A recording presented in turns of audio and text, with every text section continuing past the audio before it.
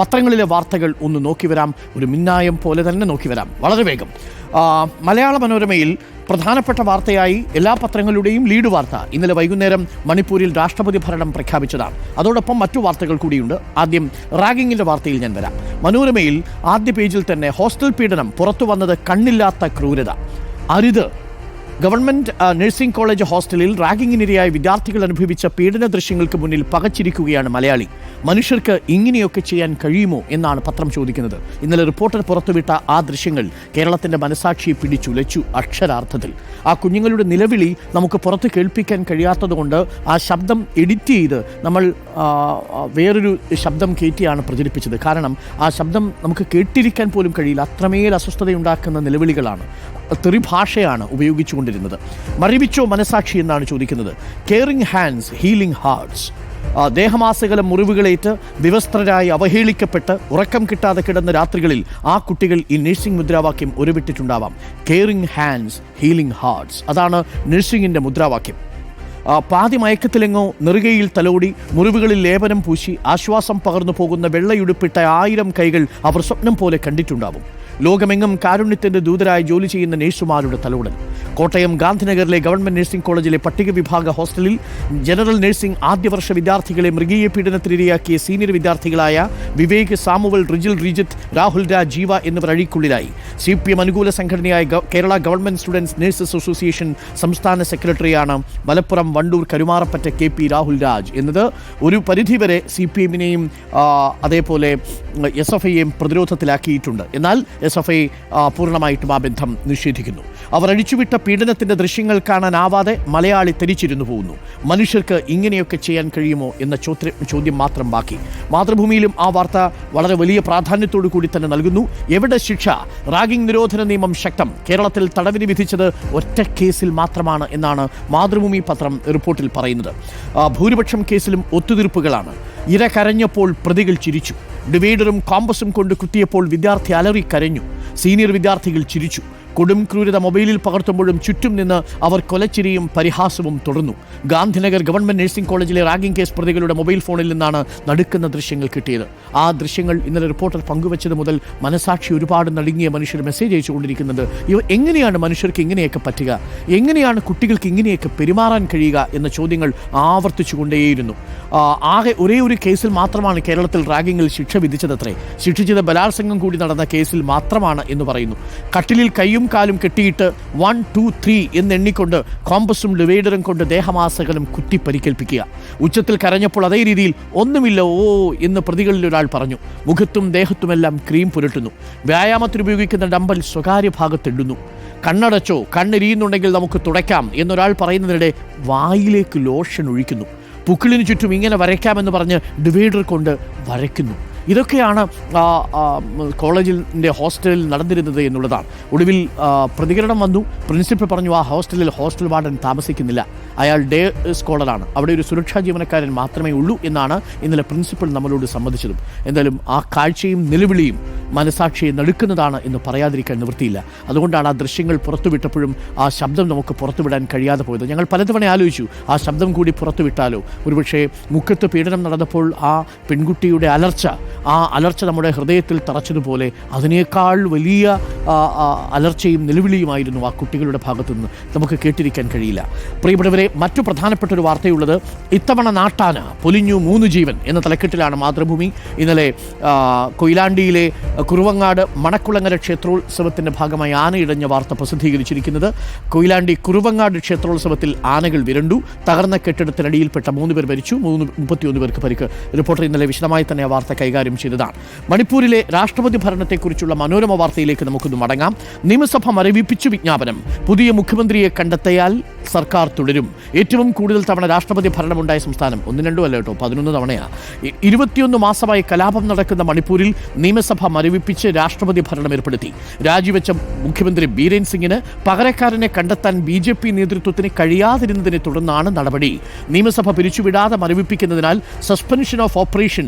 പുതിയ മുഖ്യമന്ത്രിയെ കണ്ടെത്തിയാൽ വീണ്ടും BJP സർക്കാർ അധികാരത്തിലെത്തും. നിയമസഭ മരവിപ്പിക്കുകയാണ് ചെയ്തത്, പിരിച്ചുവിടുകയല്ല ചെയ്തത്. അപ്പോൾ മരവിപ്പിക്കുകയാണെങ്കിൽ പുതിയ മുഖ്യമന്ത്രിയെ കണ്ടെത്തിയാൽ നമുക്ക് രാഷ്ട്രപതി ഭരണം പിൻവലിച്ച് അവിടെ മുഖ്യമന്ത്രിയെ കൊണ്ടുവരാം. 2027 മാർച്ച് വരെയാണ് നിലവിലെ നിയമസഭയുടെ കാലാവധി.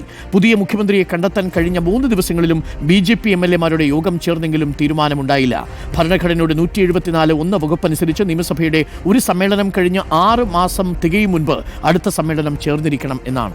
എന്നാൽ അതിന് ഈ നിലവിലത്തെ സാഹചര്യത്തിൽ സാധ്യതയില്ല. കഴിഞ്ഞ ഓഗസ്റ്റ് മാസത്തിലാണ് അവസാനത്തെ നിയമസഭാ സമ്മേളനം ചേർന്നത്. സൈന്യത്തിന് അനുകൂല നിലപാടാണ്, രാഷ്ട്രപതി ഭരണത്തിന് അനുകൂലമായ നിലപാടാണ് സൈന്യങ്ങൾക്കും കേന്ദ്രസേനകൾക്കുമുള്ളത്. വൻതോതിൽ ആയുധങ്ങൾ സ്വരുക്കൂട്ടിയ സംഘങ്ങളെ നിരായുധരാക്കാൻ രാഷ്ട്രപതി ഭരണത്തിന് സാധിച്ചേക്കുമെന്നിവർ പറയുന്നു. ഒരു പരിധിവരെ അത് ശരിയുമാണ്. കാരണം അവിടെയുള്ള ജനങ്ങളെ ആദ്യം നിരായുധരാക്കണം, പിന്നെ നിർഭയരാക്കണം എന്നുള്ളതാണ്. അപ്പോൾ തീർച്ചയായിട്ടും അത് നടക്കുമെന്ന് തന്നെ നമുക്ക് പ്രതീക്ഷിക്കാം. ADM-നെ വിടാതെ ഉദ്യോഗസ്ഥരുടെ ഉപരോധ സമരം എന്ന വാർത്ത കൂടിയുണ്ട്. കൊയിലാണ്ടിയിൽ ആനയിടഞ്ഞ് 3 പേർ മരിച്ച സ്ഥലത്തെത്തേണ്ട അഡീഷണൽ ജില്ലാ മജിസ്ട്രേറ്റ് ഉദ്യോഗസ്ഥരുടെ ഉപരോധ സമരത്തിൽ കുടുങ്ങി. അപകടമുണ്ടായി 2.5 മണിക്കൂറിന് ശേഷം പോലീസ് ഇടപെട്ടാണ് ADM-C മുഹമ്മദ് റഫീഖിനെ മോചിപ്പിച്ചത്. നമ്മൾ ഇന്നലെ മുഹമ്മദ് റഫീഖിനെ വിളിച്ചപ്പോൾ മുഹമ്മദ് റഫീഖ് പറഞ്ഞത് എന്നെ ആരും തടഞ്ഞു വെച്ചിട്ടില്ല എന്നാണ്. പക്ഷേ യഥാർത്ഥത്തിൽ ഉദ്യോഗസ്ഥരുടെ സ്ഥലംമാറ്റ ഉത്തരവ് മരവിപ്പിക്കണമെന്ന് ആവശ്യപ്പെട്ട് NGO യൂണിയൻ പ്രതിനിധികളും ജീവനക്കാരും വൈകിട്ട് 5:30 മുതൽ ഉപരോധ സമരം നടത്തിയത് നമ്മൾ കണ്ടു. അത് ഞങ്ങൾക്ക് മനസ്സിലാക്കാനും സാധിച്ചു. ആ സമയത്താണ് ആനയിടഞ്ഞ് 3 പേർ മരിച്ച വിവരം അറിഞ്ഞത്. പക്ഷേ അപ്പോഴും ADM-ന് പുറത്തു വരാൻ കഴിഞ്ഞില്ല എന്നാണ് മനോരമ പത്രം റിപ്പോർട്ട് ചെയ്യുന്നത്. മാതൃഭൂമിയിലേക്ക് റാഗിങ്ങും മണിപ്പൂരിലെ രാഷ്ട്രപതി ഭരണവും എത്തിയാൽ പിന്നെ പ്രധാനപ്പെട്ട വാർത്തയായിട്ട് ഉള്ളത് വിവാഹം അസാധുവാക്കിയാലും ജീവനാംശത്തിന് അർഹതയുണ്ട് എന്നൊരു വാർത്തയുണ്ട്.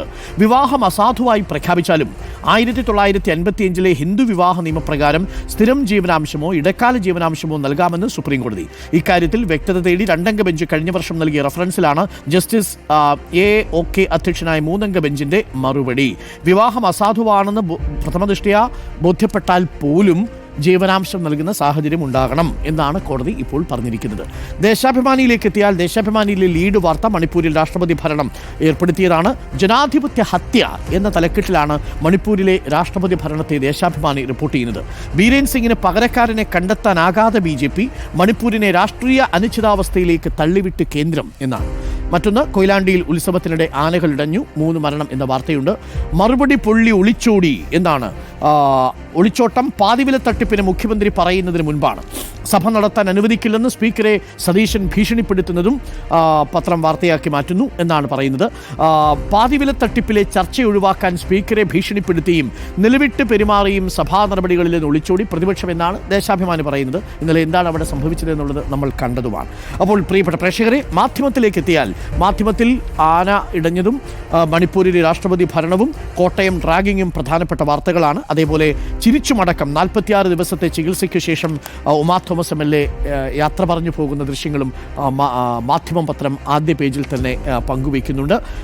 ആശുപത്രിയിൽ നിന്ന് വീട്ടിലേക്ക് മടങ്ങുന്ന ഉമാ തോമസ് MLA കാറിലിരുന്ന് യാത്ര പറയുന്ന ദൃശ്യമുണ്ട്. മനോഹരമായൊരു ദൃശ്യമാണ്. ചിരിച്ച് ഉമാ തോമസ് ആ പതിവ് ചിരി തിരിച്ചു വീണ്ടെടുത്തിരിക്കുന്നു. വഖഫ് JPC അവതരണം പാളി എന്ന വാർത്ത മാധ്യമം പത്രം ആദ്യ പേജിൽ നൽകുന്നുണ്ട്. റിപ്പോർട്ട് തിരുത്താൻ കൊറിജണ്ടം. ലോക്സഭയിലും രാജ്യസഭയിലും വ്യത്യസ്ത റിപ്പോർട്ടുകൾ. വഖഫ് സ്വത്തുക്കൾ കേന്ദ്ര സർക്കാരിന്റെ നിയന്ത്രണത്തിലാക്കാനുള്ള വഖഫ് ഭേദഗതി നിയമത്തിന് മേലൊപ്പ് ചാർത്തിയ സംയുക്ത പാർലമെന്ററി സമിതി റിപ്പോർട്ട് അവതരണം ഇരുസഭകളെയും പ്രക്ഷുബ്ധമാക്കി. തന്നിഷ്ടപ്രകാരം സർക്കാർ തുന്നിക്കൂട്ടിയ റിപ്പോർട്ടിൽ നിന്ന് പ്രതിപക്ഷ വിയോജനക്കുറിപ്പുകൾ പോലും വെട്ടിമാറ്റിയതാണ് ഇരുസഭകളിലും പ്രതിഷേധത്തിനും പ്രതിപക്ഷത്തിന്റെ ഇറങ്ങിപ്പോക്കിനും വഴിവെച്ചത്. നിയമസാധുത ചോദ്യം ചെയ്ത് പ്രതിപക്ഷം റിപ്പോർട്ട് തള്ളിയതോടെ വിയോജനക്കുറിപ്പ് ചേർക്കാൻ സർക്കാർ നിർബന്ധിതമായി എന്നുകൂടി മാധ്യമം പത്രം പറയുന്നുണ്ട്.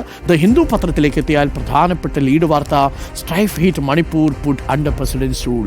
രാഷ്ട്രപതി ഭരണം മണിപ്പൂരിൽ ഏർപ്പെടുത്തിയതാണ്. President Droupadi Murmu issues proclamation under Article 356 after receiving a report from Governor Ajay Kumar Bhalla. Assembly under suspended animation not dissolved, says state government. Assembly മരവിപ്പിച്ചിരിക്കുകയാണ് ചെയ്യുന്നത്. പിരിച്ചുവിട്ടിട്ടില്ല എന്നതുകൊണ്ട് എപ്പോൾ വേണമെങ്കിലും തിരിച്ച് ഒരു മുഖ്യമന്ത്രിയെ മണിപ്പൂരിന് എടുക്കാവുന്നതേ ഉള്ളൂ. മാത്രമല്ല, റിപ്പീറ്റിംഗ് ഹിസ്റ്ററി എന്ന തലക്കെട്ടിൽ കണക്കുകൾ കൂടി പറയുന്നുണ്ട്. ഇത് 11ാമത്തെ തവണയാണ് മണിപ്പൂരിൽ രാഷ്ട്രപതി ഭരണം ഏർപ്പെടുത്തുന്നത്. ആദ്യ രാഷ്ട്രപതി ഭരണം 1967 66 ദിവസത്തേക്കായിരുന്നു. ലോങ്സ്റ്റ് രാഷ്ട്രപതി ഭരണം 2 വർഷം 187 ദിവസം നീണ്ടുനിന്ന രാഷ്ട്രപതി ഭരണം മണിപ്പൂരിൽ ഉണ്ടായത് 1969 72 ഇടയിലാണ്.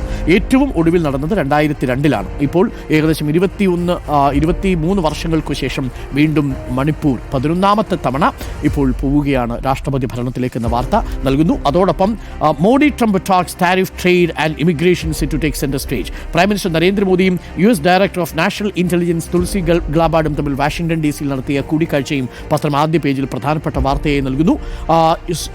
SC youth attacked for riding a two-wheeler എന്നൊരു വാർത്തയുണ്ട്. മറ്റൊരു വാർത്ത 3 killed as elephants run amok during temple festival in Koilandi എന്ന വാർത്തയും ദ ഹിന്ദു പത്രം നൽകുന്നു.